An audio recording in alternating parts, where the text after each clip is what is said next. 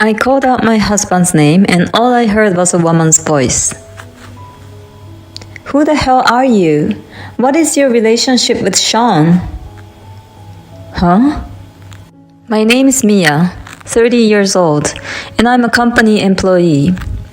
My husband Sean and I have been married for 2 years. We got along quite alright and we're having a normal married life. But one day, I found out my husband's true nature. It all started when I came down with a terrible fever. I went to work that day. I was getting sicker and sicker, dizzy and nauseous. I started shaking and sweating a lot, and my forehead was extremely hot. I thought I had a fever, so I told my boss that I wanted to leave early. I was so dizzy, but I managed to buy something to drink, some fruits, and some over-the-counter cold medicine on the way home. As I was lying in bed, it was just time for lunch, so I called my husband. Hey, what's up? I'm sorry to call you during work. I left work early because I was feeling really sick, and I just checked my temperature, and it was 100 degrees. So will you please come home as soon as you can? I usually try to manage to get through things on my own and try not to bother my husband as much as possible. But that day I was really sick and I thought it may be dangerous if I stayed home alone. So I asked my husband to stay by my side. But my husband gave me a reply I didn't expect. Huh? I don't want to do that. I'm staying out tonight because I don't want to get sick too. What? Wait a minute. I'm not feeling well, so my voice has no strength. My husband then hung up on me, saying that the lunch break was over. I was more worried about my health than being shocked at my husband's words and cold attitude, so I hurriedly called my sister who lives nearby. I'm about to collapse in the house with a high fever, so can you help me? My sister came right away and took me to the hospital immediately. According to the diagnosis, I had not only a cold, but also a stomach ulcer. When I went to the hospital, the fever was more agonizing, so I didn't pay that much attention to it, but I did have a throbbing sensation in my stomach for a few days. The nausea was also very bad, and I wondered if it was caused by a stomach ulcer and not a cold. As a result, I ended up in the hospital for a few days. I was so sick that day that I slept like a stone in my hospital bed. The next day, I called my work and explained the situation. My boss apologized and said, I'm sorry, I may have given you too much work recently. Take a good rest. I didn't feel like I was pushing myself that hard, but maybe I was stressed about various matters. But it wasn't just about work. I was also doing most of the housework by myself. My husband had lived at his parents' home for a long time and was not good at housework. When we first got married, I had told my husband that I wanted to share the housework with him because we both worked, and he agreed. However, my husband gradually began to slack off on the housework. As a result, the house was dirty and his cooking was not good. When he served me instant noodles for dinner, I thought he was trying to pick a fight with me. Even when I offered to teach him how to cook and clean the house, he was too lazy to try to learn.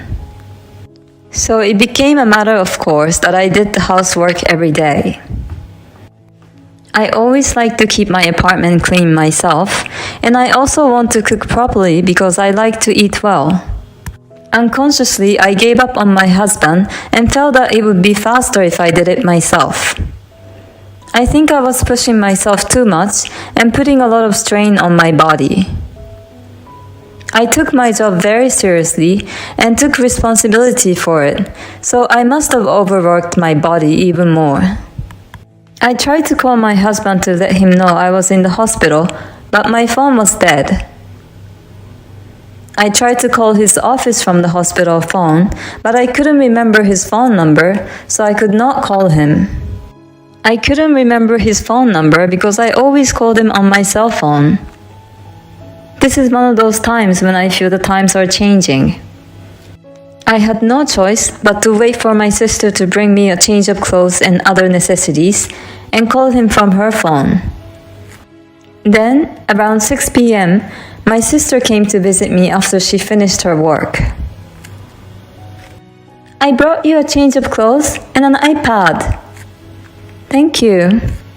She's a very thoughtful sister. With the iPad, I could pass the time watching movies and such. As I remembered, I borrowed my sister's phone and called my husband. It rang for a while, but my husband doesn't answer. Maybe he hasn't come home yet. Maybe he's still on the train. I was about to hang up the phone to call him again a little later. Then the phone picked up, so I put the phone quickly to my ear. Hello, Sean? When I called my husband's name, I heard a woman's voice. Who are you and what is your relationship with Sean? What? I see your name on the phone as Kate Sanders, but you're not dating Sean, are you? I understood at this point. I'm just a friend. Okay, you're a friend. Are you Sean's girlfriend? Yes, I'm his girlfriend. But Sean has a wife, right? Oh, you know all that. But that's none of your business. You're just a friend. Yeah, that's right. What do you want from Sean? Oh no, it's no big deal. I don't want to interrupt your time, so I'll call another time. With that, I hung up the phone. My sister, who was standing beside me, awkwardly asked me, Is Sean like... It seems he's having an affair. That's disgusting!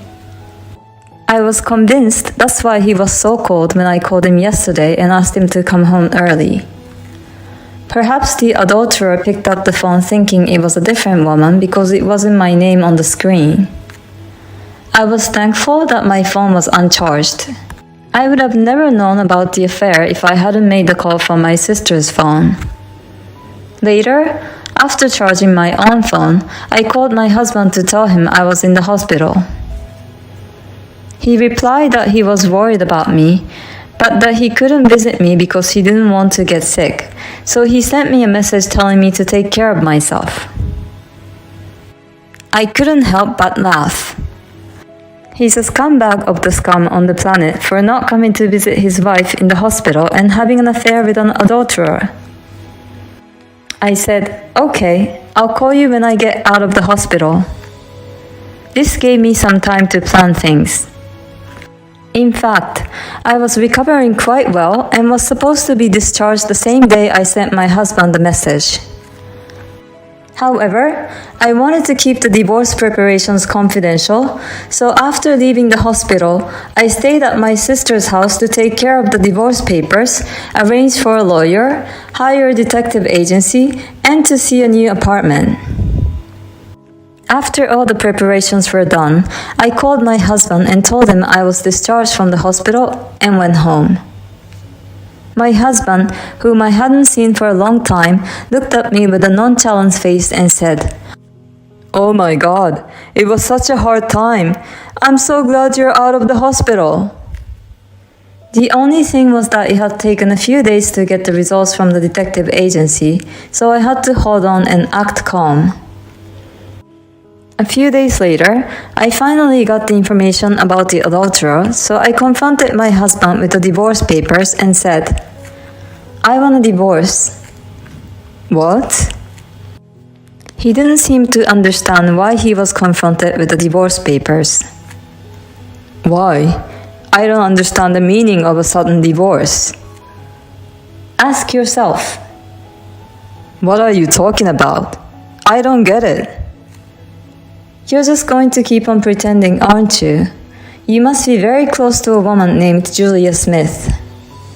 As soon as I mentioned her name, he turned pale and started to get upset. What? She's just a junior colleague. What do you suspect? There's no point in hiding it anymore. I made him listen to an audio recording from my sister's phone of the adulterer making a statement in which she admitted that she was seeing my husband. My husband seemed to realize there was no way to get away with it, so he admitted to the affair. I'm sorry. I don't know what came over me. Forgive me. I don't want a divorce. Don't be silly. I don't care what you think. The only reason you don't want a divorce anyway is because you want the money I earn and someone to do the housework. It was right on, and my husband couldn't say anything else. But he was adamant about not getting a divorce, so I sent a certified letter to his workplace urging him to agree to a divorce.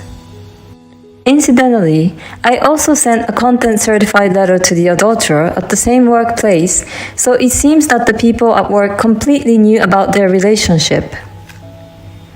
Sean was furious and called me.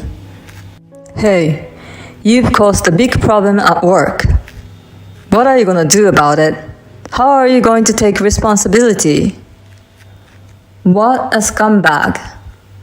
Of course you're responsible for your own actions. If you don't sign the divorce papers soon, we'll have to take you to court. Court? How long do you think you can keep putting up the money to fight in court when you earn less than me? Just give up and sign the divorce papers. I'm going to charge you guys for alimony, of course. Damn. My husband finally gave up and signed the divorce papers, and the divorce was settled. After that, I filed for alimony against my ex-husband and his adulterous partner, and they both paid me $20,000 each. He was too much of an asshole to take the chance to meet with the adulterer when his wife was sick with a fever. I wish I could get more alimony, but this seemed to be the limit, so I had to compromise. But it seems that my ex-husband had a miserable life after that. At work, of course, he took a pay cut and was transferred to another department. The affair partner resigned voluntarily because she couldn't stand the gossip. But it didn't end there. When my ex-husband was walking alone at night, the affair partner's brother and his friend approached him and beat him up. The affair partner's brother seemed to be a bit of a troublemaker, and my husband was badly injured. I'm sorry he got hurt a lot, but I guess he got what he deserved for having an affair. I, on the other hand, used the alimony from my divorce as a down payment to buy a condo. I'm now living in a very comfortable house and enjoying the single life. I made a mistake in the choice of marriage partner, but in the future, I hope to be able to make a more proper assessment and find a wonderful man. Thank you for watching. Please subscribe to the channel if you like. See you in the next video.